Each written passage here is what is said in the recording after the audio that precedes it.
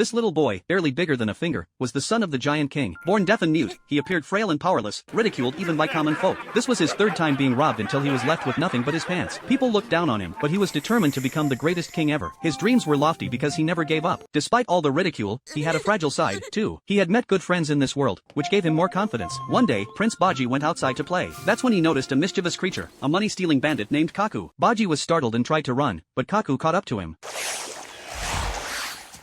Kaku asked, "Who are you?" But Baji couldn't answer. Kaku soon realized Baji was deaf and mute, but to his surprise, they could communicate easily, despite their differences. Kaku threatened Baji, demanding money or clothes. Baji had nothing to offer, so he stripped down, leaving only his pants. Kaku then told Baji to wear something valuable the next day. Baji nodded eagerly and ran off to do as told. As Baji walked through the streets, the common people laughed at his new clothes. But Baji smiled. Kaku was the only one who could communicate with him normally, and Baji longed for a friend. So Baji went on wearing nice clothes every day to give them to Kaku. Over time, Kaku became curious about Baji. He followed him one day, wanting to learn more. The people in the street mocked Baji, but Kaku felt guilty for seeing Baji being treated this way. After returning to the palace, Kaku realized Baji was a prince. Baji encountered his stepmother, the queen, who was furious to see Baji parading around in just his pants. She scolded him, saying he was unfit to inherit the throne, then left with a smile. Baji's mentor, the sword saint, used sign language to tell him to change clothes because the king wanted to see him. When Baji entered the room, Kaku saw him quietly crying but quickly wiping away his tears. He forced a smile and ran to meet his father. Kaku now understood Baji wasn't a fool. He had been silently enduring the mockery of others. Inside, he was in pain. Baji's determination to endure and press on made Kaku realize how strong he was. The king, a towering figure who had once defeated a monster army to save his people and establish the kingdom, looked at Baji with affection. Baji, though still small, was his beloved son. The king hoped Baji would quickly grow and take the throne. He had the strongest sword saint teach Baji, but Baji struggled. The sword saint was frustrated by Baji's awkward swordplay.